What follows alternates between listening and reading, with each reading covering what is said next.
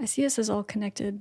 And if you're going to be a part of us, then you need to represent what we stand for. Yeah. If you can't do that, then you really just don't have a place here. Not a good fit. No.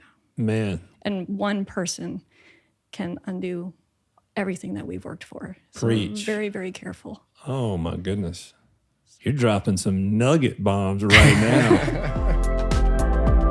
Thanks for listening to today's episode of the Wayne County Chambers podcast, For the Record. We want to say a special thank you to our sponsors. Our title sponsor, Sport Durst of Goldsboro, our premier sponsor, Atlantic Casualty Insurance Company, our presenting sponsors, Professional Data Management, Goldsboro Builder Supply, and UNC Physicians Network, and our community sponsors, Butterball and the Housing Authority of the City of Goldsboro. And for the record, we're glad you're here. All right, what's up, guys? How are you? We're doing well. Doing well. How about yourself? Tell me who you are. Tell the folks who you are. I am Christina Sargent. I am the president of Fairwinds Aviation and Prop Docs Aircraft Maintenance Company. Right on. I'm Connor McElmurray, and I'm the director of marketing for Fairwinds Aviation and Prop Docs. Now, that is a mouthful. What is Fairwinds Aviation and Prop Docs? So Fairwinds Aviation is a flight school. We operate out of Wayne Executive Jetport, and we offer almost the whole range of ratings that a pilot would need to be a commercial pilot. So everywhere from private pilot, instrument rating, commercial ratings, flight instructor ratings, we offer those. And then Prop Docs is the aircraft maintenance side of the company. So we have our own maintenance to keep up our planes, and we service the planes of the general public. Nice. So someone can literally bring, I guess, their plane to you and get it serviced. That's essentially what you're saying. So you service your own stuff, and then you for service, for fee, you service other folks. Oh, that's awesome. Now, tell me I want to hear about you personally. Like, tell me about your family, your history a little bit, like before we get into the Fairwinds and Prop Doc stuff. Okay. I grew up in New England, so Connecticut, Massachusetts area. That's cold, sounds like. It was cold. Yeah. I liked it. Yeah. Pretty, I bet. It's beautiful. Yeah. New England has its own energy about it. You kind of feel when you cross the border. Talk to me about that energy. What is it like? Because I've never been. You haven't been. Oh, you need to go. Yeah. I don't know. It has this serenity about it that I feel every time I go back. Yeah. And it could be just because it's home, but I haven't felt that really anywhere else. Yeah. I bet the colors are pretty too. In the fall time, it looks like the hills are on fire. It's just absolutely gorgeous. Heck yeah. That's but also, awesome. We're originally from Greece, and there's a large Greek population in Massachusetts area, so my people are there. Very cool. Very cool. And your family? The family that lives in the United States, many of them still live in Massachusetts. And then my parents and one set of grandparents lives in Florida. The rest are still back in Greece. And you're married? You have kids? I am married. I'm married to Dr. Justin Sargent. He's a surgeon at Wayne. What is his specialty? He is a minimally invasive robotics general surgeon. No, I'm going to be honest. That sounded smart. Did you say he's almost as smart as I am? Like it's got to be sad when you're the minimally invasive robotic something or another doctor, and you're the second smartest person in your family. That's right. He knows awesome. It though, so that's okay. And your kids? I have 4 children: Katya, James, Elijah, and Coralia. And they range in age from 6 to 17. Oh, wow. So that's a fun house, huh? Yes, they keep us busy. Keep you busy. What about you, sir? So I've lived in Goldsboro my whole life, born and raised. Both my parents were military. My mom's retired now. My dad's still in the Air Force. He's a boom operator on the KC-46. All right. And I started training at Fairwinds Aviation in the fall of 23 in October. And I got my private pilot's license back in September and started working for Fairwinds in June, was it? About around June, yeah. So early summer, and I got picked up as the director of marketing. And since she doesn't do any social media stuff, I got tasked with making sure we have Facebook, Instagram, and people know about us. Yeah, that's great. No, always, I'll never forget being told early on, Mayor Gaylor, he used to be a small business center director, and that's how I met him before I went into business. And when I sat down with him for the first time, I'd never met him. He said something that I've always remembered. He said, everybody always underestimates what it takes to market their business. And it's one of the most important functions. And I have found that to be more true today than ever before.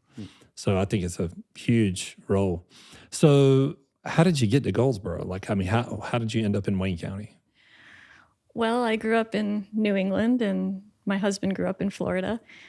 I lived in Florida for 16 years, but couldn't make it home. And he doesn't like the weather in New England. So we literally chose a place that was right in the middle, about 10 hours from each of our families. And then when it came to Wayne County specifically, he had been offered a job here and he had also been offered a job in Gastonia. And we were between the two. And it actually came down to the children fell in love with Wayne Country Day School. Wow. And that is where they wanted to go. They spent a day there. One of my sons was literally skipping out of the school saying, I want to go here. I want to go here. So Wayne Country Day it was, and that brought us to Wayne County and has kept us in Wayne County too. Wow. We're fortunate for that. That is for sure. So you are in Wayne County. What did you do? What did you do professionally before this? So I went to school actually for chemical engineering and for business. So I worked as a chemical engineer for a while until the kids were born. And then once the kids were born, I stayed at home with them. I homeschooled them. I did other jobs as well. I can't really sit in one place for too long. So I was a realtor and I owned a catering company. But I had to do things around the kids. And then once the kids, all four of them, we moved here and went to Wayne Country Day. I was no longer homeschooling. I had been introduced to aviation at a very young age, couldn't get it out of my mind. So I went back and got the rest of my ratings and started my career again. Man, that is cool. So what age did you do that? I started training when I was 14. Okay. With my father. He was an airline pilot and he was my instructor. So when did you go back and get your license? It was in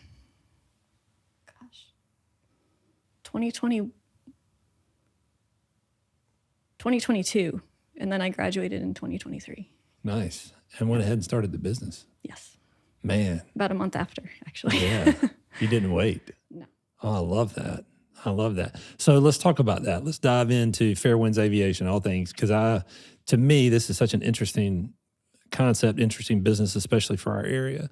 So how did you get to the place where this is what you wanted to do? Like, how did you decide that this was the direction? And take me through the startup of that company. Well, first deciding to go back to aviation after having been out of it for, at that point, I think almost 15 or so years.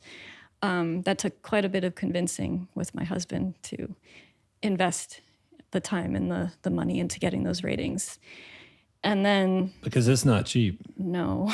Yeah. No, it's very expensive. Lucrative once you get into it, especially if you're working for an airline. But I did know that I didn't want to work for the airlines. I do have the 4 children, and I don't want to be away from them. They need their mom. So I wanted to find something that I could do where I could enjoy my career, but also go and see their little preschool plays and help them with their homework. And so my idea had been to be a flight instructor for a little while until I got to the point where I could open my own charter company. And then just the opportunity presented itself where they needed a flight school at Wayne. There wasn't one anymore that catered to the type of people that I was trying to cater to. And I took the opportunity. Wow. So when you guys, take me through some of the strategy as you start to lay out, like you have this vision for this company and it's time to start kind of building it out. You know, what does that look like? I mean, I'm guessing you have to kind of figure out your team, or like, how does that all work? So Fairwinds Aviation started with 2 of us. It was myself and Bob Engel. And at first it was the main company, and things would have branched out from there. But back in January of this year, yes, we restructured the company because we wanted to expand, but we didn't want all the liability being on one company. Sure. So we created a holding company, and now there are separate businesses under that holding company. So Prop Docs is separate from Fairwinds, and then we have ideas to expand even further. We want to start a property development company and create a village for students that want to come and study with us and the staff. We want to open a restaurant. We want to actually create our own bank so that we can help students finance their flight training without having to pay the high interest rates that come with flight training finance, which right now is around 15 to 17%. So we'd like to be able to self-finance and open the doors open a little bit more for people who want to study this. It is very expensive for them. Wow. So almost like I guess what you imagine is a sort of self-contained almost campus-style environment where you're just running folks through and they can fund their path to become, trained pilots, essentially. Is that right? Not just for the pilots, though, but also for the community. I would really love to eventually find a way to open a STEM school. I think Wayne County could benefit from more engineering, math, science schools, and we'd like to be a part of that at some point and kind of bridge the gap between the community and the airport. When we first started there, I saw Wayne Community College over here and another flight school over here and the Air Force over here, but nobody really talking to each other and working together. And I'd like to kind of unite everybody. To see that collaboration and that sort of thing. So, because, it wouldn't have dawned on me, at I guess at first glance that Wayne County was a great market for this. I mean, I know that we have the Jetport, and I know we have, the Air Force, and I know Kinston has, the Global Transport. So I would say most people would not assume that this business could exist. So take me through, like, what is the demand for your services, like for these trainings and for, I guess, the servicing side too? Must be some demand. Oh, there's quite a bit of demand. We all know that, or it's been suggested that we are in demand of pilots just in general. Now, airlines have started to kind of cut back on their hiring for this year, but we don't see that lasting for very long. So we need to have a market of well-trained pilots coming through that are ready to be hired. There are a lot of programs out there, but we really take our time with our students and ensure that they are very well-trained. And then as far as the maintenance side, there's always a shortage of aircraft maintenance people. And we started an apprenticeship under our Prop Docs company. And we're also trying to start partnerships with Wayne Community College and local high schools. Is that apprenticeship with Wayne?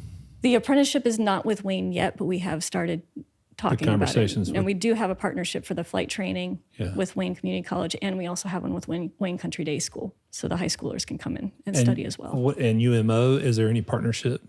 UMO, we've begun to work together as far as we all kind of do the same thing, but there is. I'm sorry? Oh, I was just saying. We kind of do the same thing, but there's one aspect that I have that they don't, and we're starting to try to form a partnership with that as well. I'm tracking. So where do your clients, your customers come from? From all over. We have some that are from the military. We have some that are just hobbyists, but we also have high school students that want to make this career. Really all over. Our youngest student right now is 15. He started when he was 14, and our oldest student is 60 years old. So it's just a variety of people. So that relationship with the high schoolers, that's so interesting. So talk to me about the Wayne Country Day partnership. So it's our high school aviation partnership, and what we do there is we are an elective course. So last semester I taught first period aviation science, and they can either just do the aviation science course, or they can choose to do that and the flying, which we have 3 of their students that are flying with us right now. And they'll end up getting their private license before they graduate high school, and some may even be able to get their instrument rating before they graduate high school, which puts them on a very good track to become an airline pilot pretty early on. And I guess having access to the base and maybe the GTP, is that part of what makes Wayne County a really great place for this business to exist? It definitely gives us multiple facets to be able to get students from. And an advantage, Yes. Competitive advantage, I would guess. And I really like to see how all of the different groups at the airport are beginning to collaborate in order to capitalize on this. That's awesome, because you can almost, it sounds like, this is so cool that you can almost build an ecosystem there of entrepreneurship and different business types maybe that are collaborative in nature. And I would really love to see us be able to reach children at a younger age, so possibly getting into the public schools or starting some sort of charter school in the future. I would love to see to get the children of Wayne County excited for the sciences. And there is a great STEM charter school in Wayne County right now, Wayne STEM, and I'm sure they would be open to a great conversation, about that. Well, that's amazing. I had no idea that all that stuff. So that's a lot to talk about, right? Yeah. Christina's amazing. She's got so many ideas. I remember the first time she sat me down and we were just talking, and then it turned from, a training session where we were supposed to be doing ground lessons for my private pilot's license. And then we just started talking about the business, and my mind was just blown. She was like talking about how she wanted to do the bank and open all these schools and just expand the little flight school at Wayne Executive Jetport into this amazing organization where it's just taking kids like me, where I knew I wanted to fly from a young age, and allowing me to achieve that dream. And I think I'm a good testament to that, of anyone can do it, and it doesn't matter how old you are, you just get in the plane and fly, and Christina will make sure it happens. I was pretty strict on him. Well, that's good. That works. I think that works. And it's worked out, because here he is. So it looks like, from a distance, and what I've observed is that the business has continued to kind of steadily grow, and because of all the things you've mentioned. So when you look out and you see it going forward, what do you see, as far as scale? I'm hearing the banks and the campuses, would there be multiple locations for this perhaps, or no? I'm not entirely sure about that yet. I would really, at this point, I'm more concerned with investing in Wayne County and investing in our own community, and making sure that that's solid and self-sustaining before I would even begin to think about the idea of venturing out. I'm very hesitant to overexpand. I think there's a lot of good that we can do right here. Right. And that would be my first concern. And there's a specific atmosphere that we try to create at the school and in all of the businesses in general. I'm very, very selective of who I bring in, not only the staff, but also students. If there is a student that I don't feel that their personality will really mesh with the rest of them, I suggest that maybe there's a better place. And the same with our staff. We've created a family there. He never wanted to leave. I had to create a position for him. And that's what we want. Even outside of work, we're together. We'll hang out in the hangar. And to be able to take that environment and expand it to other areas, I feel would be a little more difficult to do.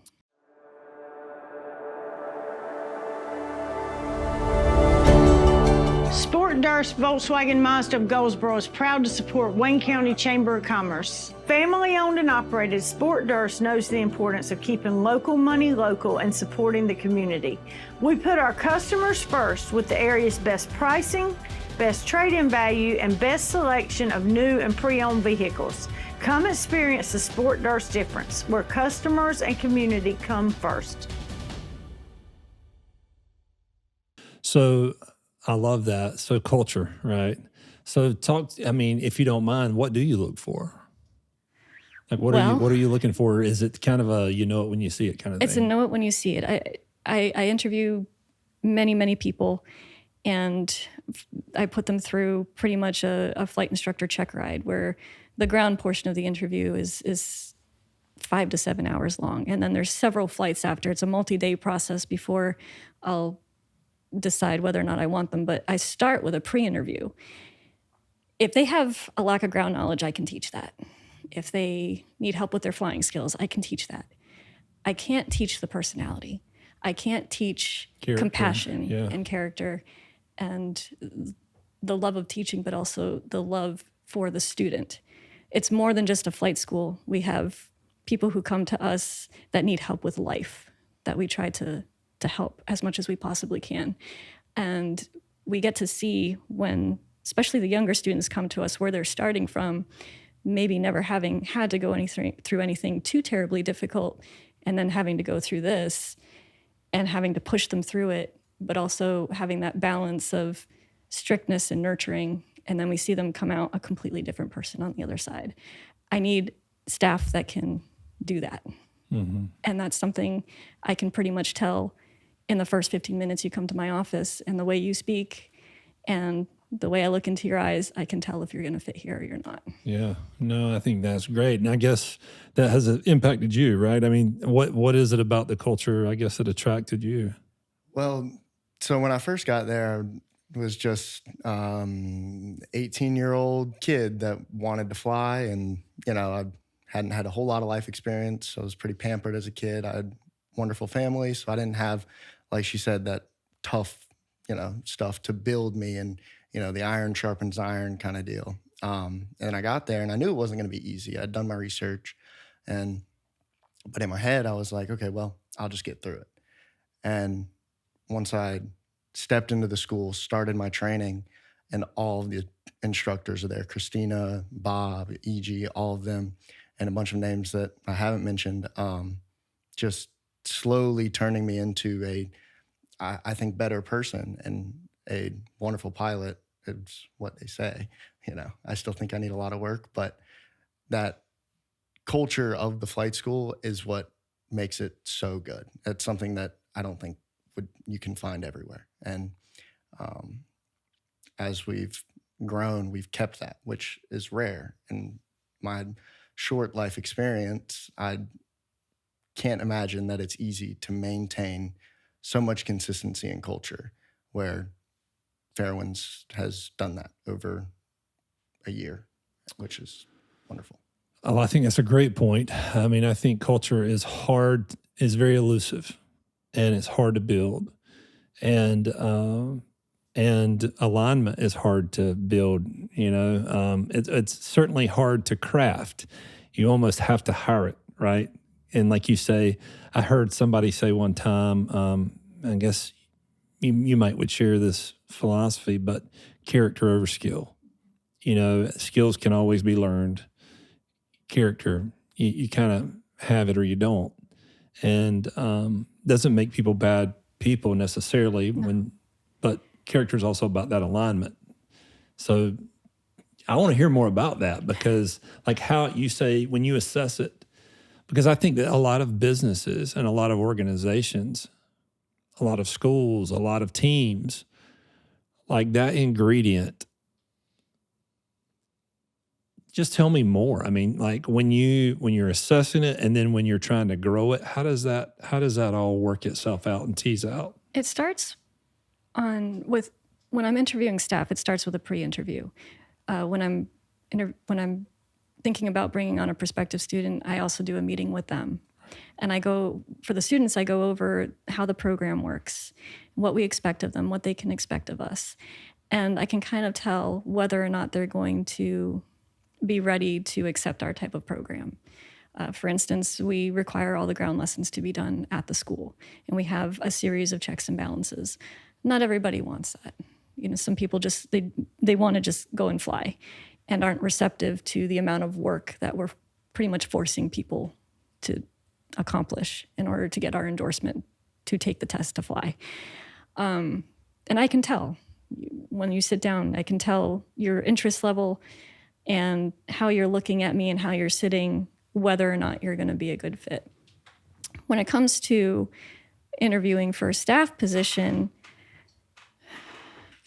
for me, I don't know. It's really all in the eyes. When I look at you and we're making that eye contact, there's something about you that will tell me, yes, this person is going to work well. And I think about all of the different personalities that we have in our school, and not just the school, but the airport in general.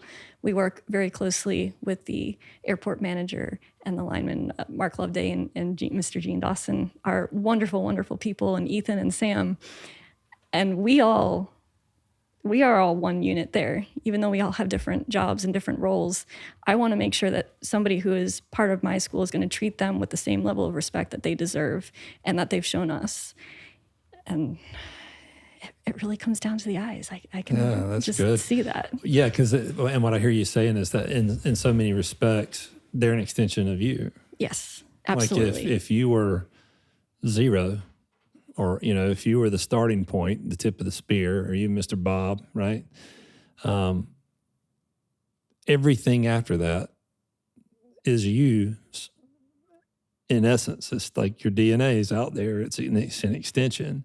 Your voice, as the communication goes out, whether it's social media or whether it's in print or whether it's verbally or in interviews like this. I mean, that is kind of. I see us as all connected, and if you're going to be a part of us, then you need to represent what we stand for. Yeah. If you can't do that, then you really just don't have a place here. Not a good fit, no. Man. And one person can undo everything that we've worked for. So Preach. Very, very careful. Oh my goodness. You're dropping some nugget bombs right now. That is so Told you, she true. Is a wealth of knowledge. Man, a lot of leadership right there, leadership principle, I think, packed in. So you build people. Like you don't just train pilots, right? You don't just do these things. No. I think you're building people. And that's the best business to be in. And I think speaking of that, it's a good time to ask, because you guys don't just have Fairwinds Aviation or Prop Docs. You have something very special, I think, to you, but it has become very special to this community, which is the Fairwinds Foundation.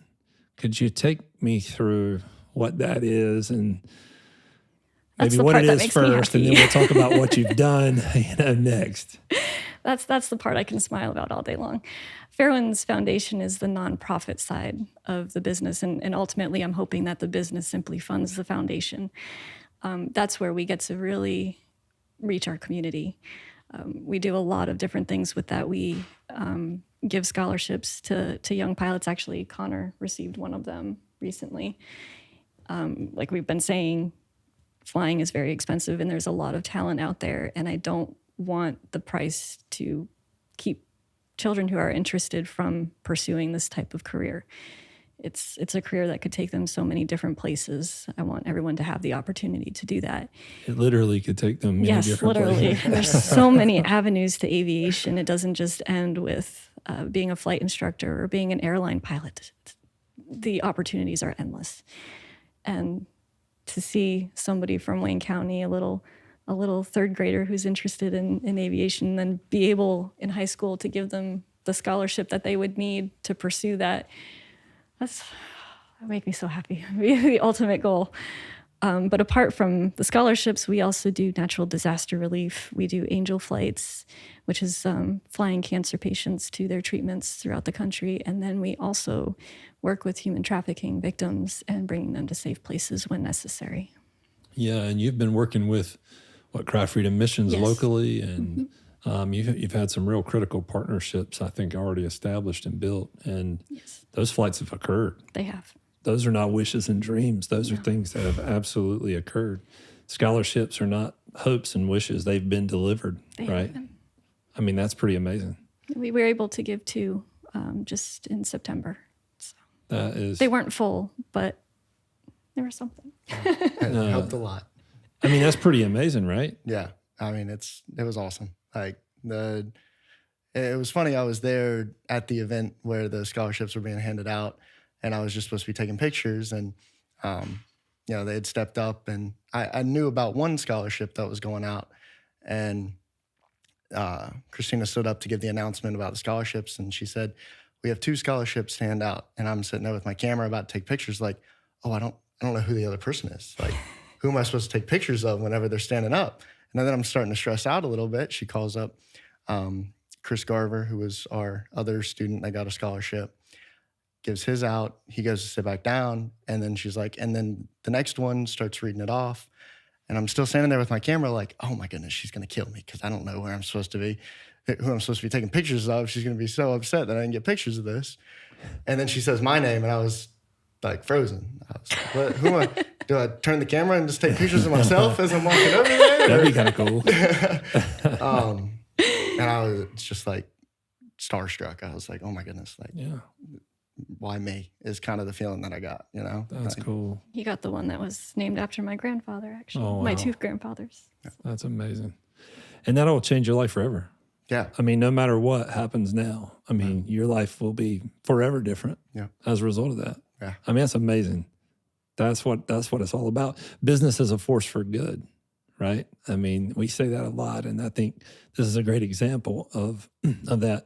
Now, you talked about natural disaster relief, and I want to get into that a little bit because I think we knew about Fairwinds Aviation before the Hurricane Helene, but I think a lot of the community learned about Fairwinds Aviation after Hurricane Helene had started, and it's because of the work that your foundation and Fairwinds Aviation, the business, did during that time.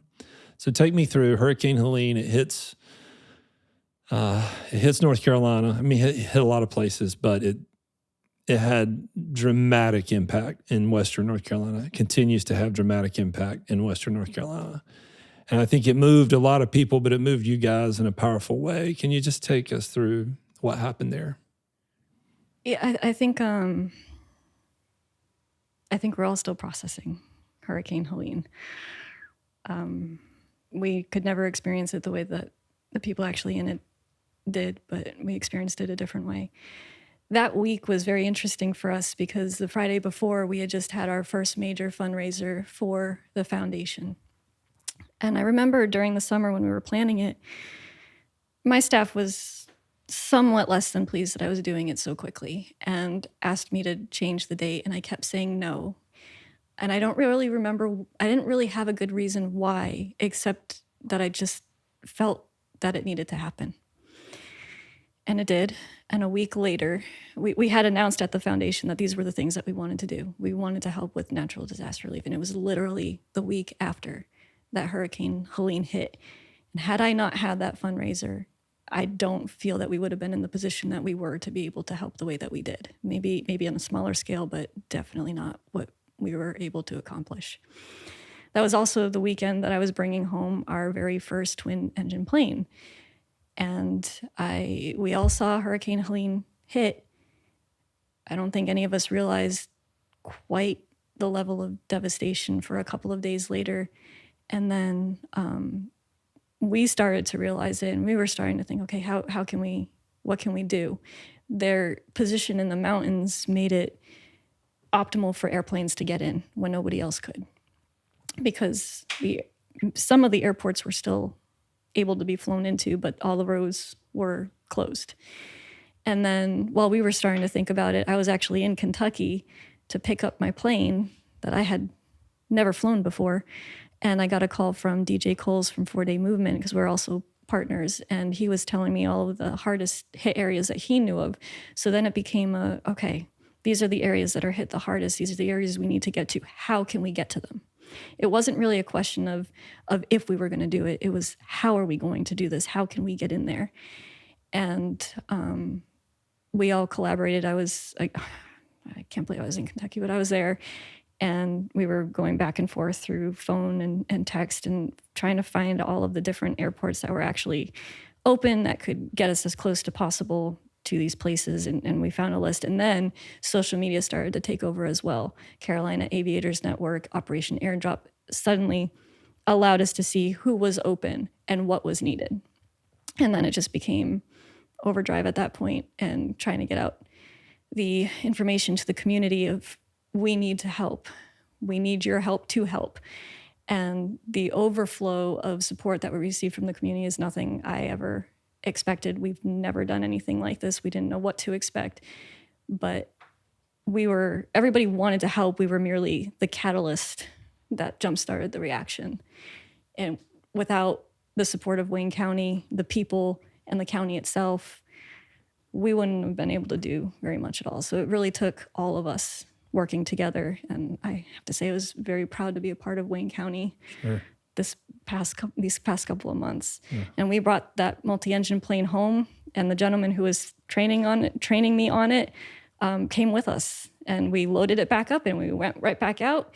And he was doing all of my training while we were bringing the supplies back and forth. But the issue for us was that as we're flying out there, we're getting an aerial view of the destruction right after it happened. So we were able to see cities that existed that simply didn't exist anymore, completely flooded.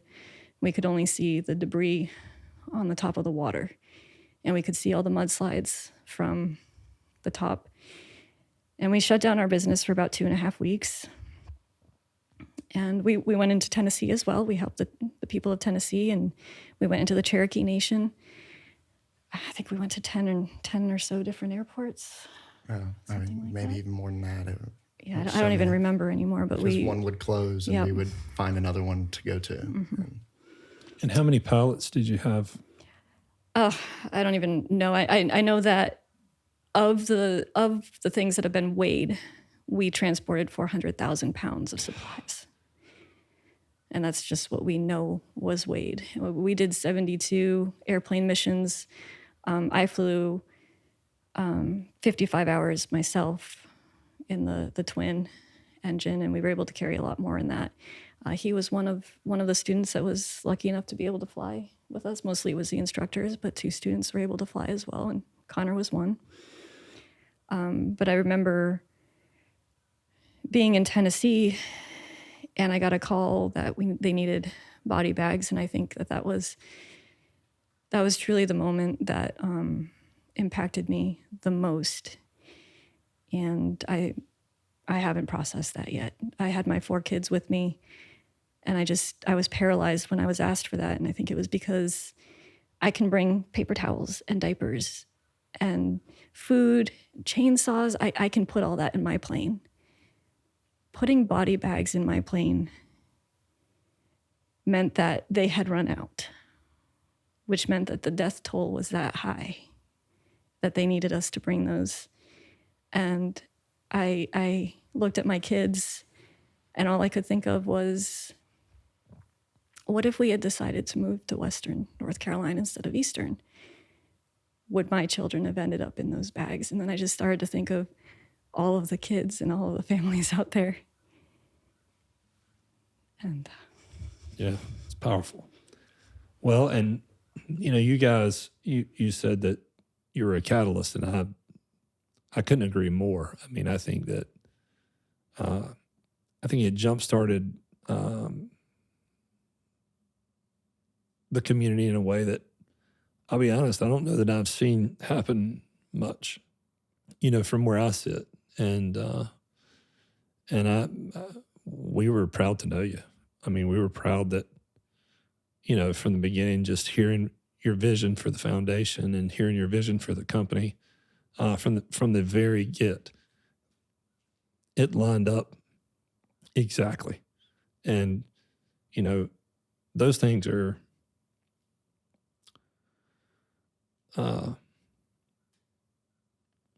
they're bigger than us, right? And I think that was just such still a great moment, and all the things that you continue to do on that front, but just so many things that people just have no idea about even. And I think it's important for the community to know. And I'm so thankful for what you guys did and have done. Because, fuel even just for one flight, I think is, what is it, like $800? How expensive. It's like $800, especially for the twin. To get there and back, it's about $800. Is that right? Yeah. It's about 650, somewhere around there for the twin. Yeah. So you say $600 times how many flights? I did, I think 17 or 18 in the twin. It was 55 hours worth of flying. For just you? For just mine. Yeah. So, I think that's wild. So if you want to give money to the Fairwinds Foundation, you can. Yeah. Is that right? You can, yes. How can you give money to the Fairwinds Foundation? So we have a donation link and a QR code that's on our Facebook, and our Instagram.